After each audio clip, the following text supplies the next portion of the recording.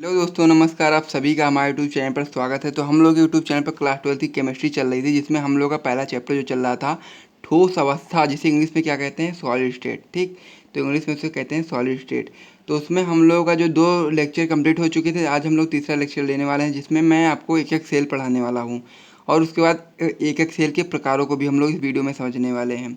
और उसके साथ में मैं आपको बता दूं कि अगर आपको इसी प्रकार के वीडियो चाहिए और साथ ही में नोट्स भी बिल्कुल फ्री में चाहिए, तो आप हमें कमेंट बॉक्स में बताएं और साथ ही में वीडियो को लाइक और चैनल को सब्सक्राइब करना ना भूलें। ठीक दोस्तों, तो हम लोग का जो आज का जो टॉपिक है वो है एकक सेल, जिसे इंग्लिश में क्या कहते हैं, यूनिट सेल।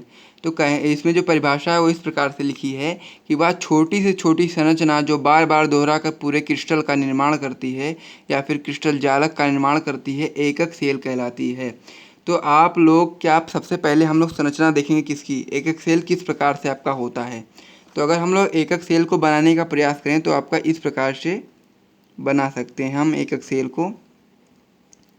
इस प्रकार से आपका एक एकक सेल होता है। ठीक, इस प्रकार से आपका एक एकक सेल होता है। तो जब इस एकक सेल को इधर भी साथ में बढ़ाते चले जाएं, इधर भी रखते चले जाएं, इधर भी रखते चले जाएं, ऐसे ही, और ऊपर भी रखते चले जाएं, इधर भी रखते चले जाएं, सामने भी रखते चले जाएं, तो क्या होगा, जो संरचना प्राप्त होगी उसे हम क्या कहते हैं, क्रिस्टल कहते हैं। और जो एक होगा उसे हम एकक सेल कहते हैं। कहने का मतलब ये है कि अगर आपको दीवार बनानी है, अपना घर बनाना है, तो उसमें आप क्या करेंगे, सबसे पहले ईंटों को व्यवस्थित करेंगे, एक के ऊपर एक लगाएंगे, तभी जाकर आप क्या होगा, आपका दीवार बनेगा। तो दीवार बनने में आपका क्या होगा, एकक सेल की बात करें तो उसमें एक ईंटा जो होगा आपका एकक सेल होगा। और उस एकक सेल से क्या होगे, इसके अगल बगल में जितने भी एकक सेल लगाते चले जाएंगे, उसके बाद फिर दोहराते चले जाएंगे संख्या उनकी। जितनी ज़्यादा संख्या बढ़ाएंगे आप, उतनी ही ज़्यादा बड़ी आपका क्रिस्टल जालक बनेगा या फिर क्रिस्टल का निर्माण होगा। ठीक, तो दोस्तों आप लोग को ये समझ में आ गया होगा। कहने का मतलब ये है कि जैसे ये आपका एक एकक सेल है, इसके साथ ही में ऐसे ही और एकक सेल को आप बनाते जाएं और साथ ही में इसके बगल में रखते चले जाएं, इसके इधर इधर इधर साइड में रखते चले जाएं, इसके सामने रखते चले जाएं, इसके ऊपर रखते चले जाएं, इसके नीचे से रखते चले जाएं, तो क्या होगा, जो संरचना बड़ी होती चली जाएगी उस संरचना को हम लोग क्रिस्टल कहते हैं। और जो एक होता है उसे हम एकक सेल कहते हैं। तो आप लोग इतनी चीज़ समझ गए होंगे। तो जो आपका अगला पॉइंट है वो है जालक, जिसे इंग्लिश में क्या कहते हैं, लैटिस। एकक सेल के बार बार दोहराने से जो प्राप्त संरचना होती है उसे हम जालक कहते हैं। जैसा कि मैंने आपको बताया कि जब आप लोग क्या करेंगे, एक एक सेल को लगातार जोड़ते चले जाएंगे, एक एक सेल के जैसे ही बहुत सारे एकक सेल को क्या करेंगे, एक साथ जोड़ते चले जाएंगे, तो जो संरचना प्राप्त होगी उसे हम क्या कहते हैं, जालक या क्रिस्टल जालक कहते हैं। ठीक, फिर जालक बिंदु की बात करें तो जालक बिंदु क्या होता है, तो लेटिस पॉइंट, जिसे इंग्लिश में क्या कहते हैं, लेटिस पॉइंट। किसी भी जालक में जहाँ पर अवयवी कण बिंदु रूप में उपस्थित होते हैं उसे क्या कहते हैं, उन बिंदुओं को हम क्या कहते हैं, जालक बिंदु कहते हैं। तो हम लोग जानते हैं कि जो क्रिस्टल का निर्माण होता है वो अणु परमाणु या आयनों से मिलकर के होता है। तो क्या होता है, वो बिंदु रूप में उपस्थित होते हैं। जैसा कि मान लीजिए इसमें बिंदु रूप में उपस्थित है, इस प्रकार से बिंदु रूप में जो भी अवयवी कण होंगे आपको उसे बिंदु रूप में हम लोग दर्शाते हैं, तो उसे ही हम क्या कहते हैं, जालक बिंदु कहते हैं। तो जितने बिंदु होंगे उतने ही आपके जालक बिंदु होंगे एक एक्सेल में। तो इसमें कितने हैं आपके, 4 ऊपर हैं, 4 नीचे हैं, तो कितने आपके जालक बिंदु हो गए, इसमें 8 हो गए। ठीक, तो ये चीज़ आपको समझ में आ गई होगी। फिर आपका क्या है, नीचे का पॉइंट है वो है उपसह संयोजन संख्या। यहाँ पे थोड़ा सा मिस्टेक हो गया है, यहाँ से आप देख करके इसे सही कर लीजिएगा। ये है आपका उपसह संयोजन संख्या, जिसे इंग्लिश में कहते हैं कोऑर्डिनेशन नंबर। ठीक, तो इसमें क्या होता है, किसी भी जालक में कोई अवयवी कण जितने भी नज़दीकी कणों से घिरा होता है, यानी कि जितने भी नज़दीकी कणों से क्या होता है, टच करता है, उसे हम क्या कहते हैं, उपसह संयोजन संख्या कहते हैं। तो कहने का मतलब है, मैं आपको चित्र बना के दिखा देता हूँ।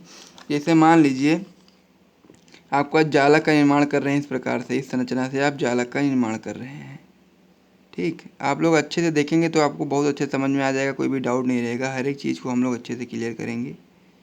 ठीक दोस्तों, तो सबसे पहले मैं जब तक ये बना रहा हूँ तब तक आप लोग क्या करें, वीडियो को लाइक कर दें। ठीक, तो जैसे मान लीजिए आपने बीज का ले लिया। ठीक, आपने बीज के क्या ले लिए, परमाणु को ले लिया। तो क्या होगा, ये बीज का परमाणु कितने परमाणु से जुड़ा हुआ है, तो एक आप देखेंगे इधर से जुड़ा हुआ है, एक ऊपर वाले से जुड़ा हुआ है, एक बगल वाले से जुड़ा हुआ है, एक नीचे वाले जुड़ा हुआ है। ये इनसे तो जुड़ा नहीं है, केवल चारों से, 4 ही से तो जुड़ा है।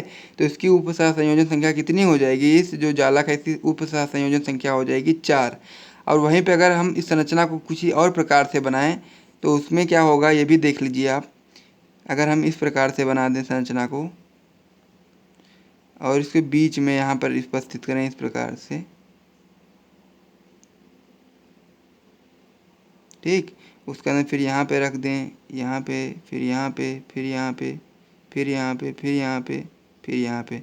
तो अगर आप एक बीच वाला लेंगे अगर, तो आप देखेंगे कि इससे भी टच कर रहा है, इससे भी टच कर रहा है, इससे भी टच कर रहा है, इससे भी टच कर रहा है, इससे भी टच कर रहा है, इससे भी टच कर रहा है, यानी कि 6 परमाणुओं से टच कर रहा है। तो इसे हम क्या कह देंगे, इसका जो आपका वो होगा उपसहसंयोजक संख्या वो आपका 6 निकल के आ जाएगा। तो इतना आप समझ गए होंगे उपसहसंयोजक संख्या किसे कहते हैं। तो आप लोग को उम्मीद करता हूँ कि आपको अच्छे समझ में आया होगा। फिर हम लोग बढ़ते हैं अपने एकक सेल के प्रकार को समझेंगे, ठीक। तो जिसे इंग्लिश में क्या कहते हैं, टाइप्स ऑफ एकक सेल। तो ये आपका 2 प्रकार का होता है। इसमें पहला प्रकार आपका जो होता है वो होता है सरल या आद्य घन एकक सेल, जिसे इंग्लिश में क्या कहते हैं, सिंपल भी कह सकते हैं या फिर प्रिमिटिव भी कह सकते हैं। सिंपल और प्रिमिटिव क्यूबिक यूनिट सेल। जहाँ पे अगर सिंपल लिखा रहेगा तो क्या लिखेंगे, SCC लिखेंगे, और प्रिमिटिव लिखा रहेगा तो आप लोग PCC कहेंगे। यानी कि जो सिंपल क्या कहते हैं शॉर्ट फॉर्म में आप इस प्रकार से लिखा देखने को मिलेगा आप लोगों को। बोर्ड एग्जाम में भी अगर आपके जो MCQ क्वेश्चन आता है उसमें इस प्रकार से देखने को मिल जाएगा। तो आप लोगों को कन्फ्यूज नहीं होना है, आप लोगों को इसे ध्यान रखना है कि जो है सरल या आद्य घन एकक सेल होता है इसको हम शॉर्ट फॉर्म में SCC या PCC कह सकते हैं। वहीं पे अगर हम लोग बात करें केंद्रित घन एकक सेल, जो दूसरा प्रकार होता है एकक सेल का, उसे हम क्या कहते हैं, केंद्रित घन एकक सेल, जिसे इंग्लिश में कहते हैं सेंटर्ड क्यूबिक यूनिट सेल। तो ये आपका 3 प्रकार का होता है। तो 3 प्रकार आपके कौन कौन से होते हैं, पहला आपका होता है अंतः केंद्रित घन एकक सेल, जिसे हम क्या कहते हैं, BCC कहते हैं जो शॉर्ट फॉर्म में। उसका इंग्लिश में से क्या कहते हैं, body centred cubic unit cell. दूसरा आपका प्रकार होता है फलक केंद्रित घन एकक सेल, जिसे हम शॉर्ट फॉर्म में FCC और साथ ही में इंग्लिश में कहते हैं face centred cubic unit cell. तीसरा प्रकार आपका होता है अंतः केंद्रित घन एकक सेल, जिसे हम शॉर्ट फॉर्म में ECC और फुल फॉर्म में क्या कहेंगे, end centred cubic unit cell. तो इन सभी प्रकारों, यानी कि टोटल अगर हम बात करें एकक सेल के प्रकारों को पढ़ना है तो उसमें आपको 4 प्रकार को पढ़ना है। पहला प्रकार आपका ये हो गया सरल या आद्य घन एकक सेल। दूसरा प्रकार आपका अंतः केंद्रित घन एकक सेल। तीसरा प्रकार आपका फलक केंद्रित घन एकक सेल। और चौथा प्रकार आपका अंत केंद्रित घन एकक सेल। यानी कि 4 आपको एकक सेल के प्रकार के बारे में पढ़ना है। हालांकि 1-2 और भी होते हैं, लेकिन हम लोग के सिलेबस में नहीं है। हम लोग बोर्ड एग्जाम के सिलेबस के अकॉर्डिंग पढ़ रहे हैं। बोर्ड से रिलेटेड ये भी टॉपिक आपका छोड़ा नहीं जाएगा, और एक्स्ट्रा टॉपिक आपको बिल्कुल बिना मतलब के टॉपिक आपको पढ़ाए भी नहीं जाएंगे। लेकिन जितना भी बोर्ड में आपका आएगा, तो बोर्ड से रिलेटेड जितना भी टॉपिक आपका होगा बोर्ड परीक्षा के लायक, वो हर एक टॉपिक को पढ़ाया जाएगा, कोई भी एक टॉपिक नहीं छोड़ा जाएगा। आप लोग देख सकते हैं, आपको समझ में आ जाएगा, ठीक।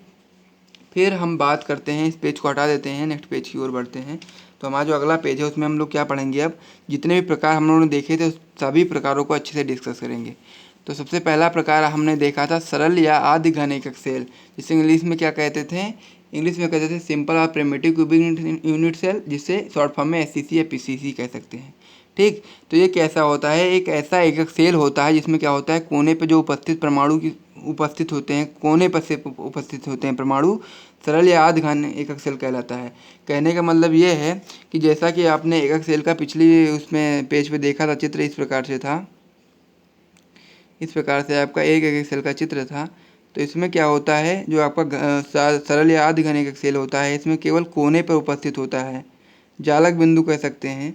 वो सिर्फ क्या होता है, जालक बिंदु या फिर परमाणु आपका क्या होता है, सिर्फ कोने पर उपस्थित होता है। तो इसमें आपके कितने कोने हैं, इसमें आपके 8 कोने हैं, और 8 कोने पे आपके 8 परमाणु उपस्थित हैं। और मैं आपको बता दूं कि जो आपके कोने पे उपस्थित परमाणु होते हैं, आप जितने भी प्रकार आगे देखेंगे उसमें क्या होता है, जो आपके कोने पे उपस्थित जो परमाणु होता है उसका केवल 1/8वां भाग ही केवल एक एक सेल में उपस्थित होता है। कहने का मतलब है, जो एक ये परमाणु जो है आपका, इसका केवल 1/8वां भाग ही इस परमाणु में, इस जो एकक सेल है इसमें उपस्थित है। ऐसे जितने भी आपके एकक सेल हैं उसमें उस सभी का क्या होता है, 1/8वां भाग ही इसमें उपस्थित होता है। तो कितने आपके इसमें परमाणु हैं, तो इसमें आपके 8 परमाणु हैं। और इसकी जो प्रभावी परमाणु संख्या अगर निकालने जाएंगे तो आप लोग क्या लिखेंगे, इसमें कितने परमाणु हैं, 8 हैं, और सभी का क्या है, 1/8वां भाग ही इसमें उपस्थित है। तो उसका क्या लिख देंगे, 1/8, यानी कि कितने 1/8वां भाग ही उपस्थित है सभी परमाणुओं का। तो आपको 8 और 8 काट देंगे तो कितना निकल के आ जाएगा, 1। तो अगर परमाणु संख्या की बात करें तो इसमें परमाणु संख्या 1 होती है, और जालक बिंदु की अगर बात करें तो इसमें केवल 4 ऊपर और 4 नीचे 8 जालक बिंदु पाए जाते हैं, ठीक। तो दोस्तों यहाँ से आप समझ सकते हैं जो आपके प्रभावी परमाणु संख्या है ये आपका MCQ क्वेश्चन में देखने को मिल सकता है। तो इसलिए आप लोग को इसे ध्यान से रखना है, ध्यान से समझना है, ठीक। तो आप लोग यहाँ से समझ गए होंगे। फिर हम लोग जो आपका दूसरा पॉइंट था, जो दूसरा प्रकार था, वो था केंद्रित घन एकक सेल। तो एक ऐसा एकक सेल जिसमें क्या होता है, कोने के अलावा भी अन्य स्थानों पर परमाणु उपस्थित होते हैं, क्या कहते हैं, घन एकक सेल, केंद्रित घन एकक सेल कहलाता है, ठीक, कहलाता है। यहाँ पर है लिखना मैं भूल गया, आप लोग लिख लीजिएगा, है, ठीक। ठीक, तो इतना समझ गए आप। तो कहने का मतलब ये है कि जो आपका एक एक सेल होता है इसमें क्या क्या चीज़ें होती हैं। इसमें अगर कोने की बात करें तो आपके 8 कोने होते हैं, 1 2 3 4 5 6 7 8, तो 8 कोने हो गए। उसके अंदर फलक की बात करें तो इसमें इसमें आपके 6 फलक होते हैं।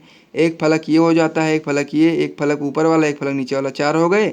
एक फलक आपका सामने वाला एक फलक होता है, एक पीछे वाला एक फलक होता है, यानी कि आपके 6 फलक होते हैं एक एक सेल में। कोर की बात करें तो आपके कोर कितने होते हैं, 12 होते हैं। यहाँ पर देख सकते हैं 1 2 3 4, और यहाँ पे ये 5 6 7 8 9 10 11 और 12 कोर हो गए। जो आपकी डंडी देख रहे हैं इसे ही कोर कहते हैं। केंद्र की बात करें तो केंद्र इसमें सिर्फ एक ही उपस्थित होता है। तो यहाँ तक आप समझ गए।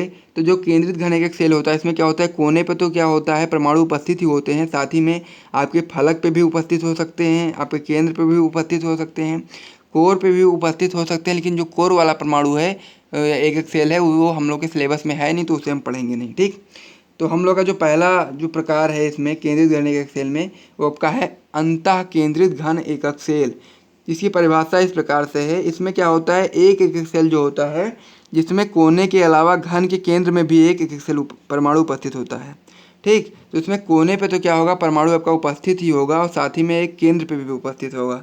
तो जो आपकी प्रभावी परमाणु संख्या निकल के आ जाएगी वो क्या होगी, तो आप लोग जानते हैं कि 8 कोने पे 8 परमाणु होते हैं और एक परमाणु का 1/8वां भाग ही केवल एक एक सेल में उपस्थित है।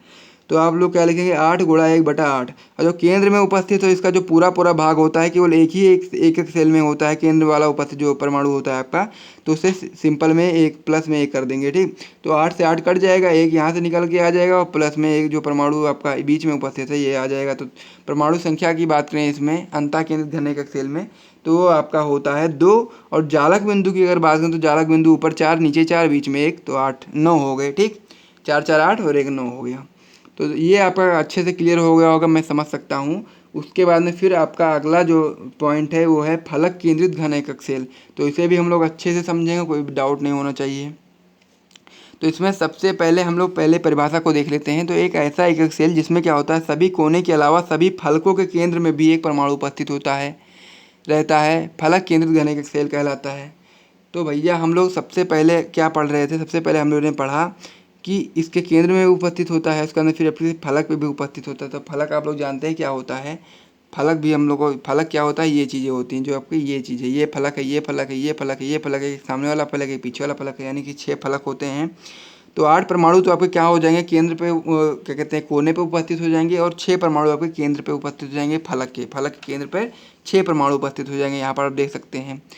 तो भैया हम लोग जानते हैं कि जो कोने पर उपस्थित परमाणु होते हैं उनका कितना भाग होता है एक एक सेल में, उनका 1/8वां भाग होता है एक एक सेल में।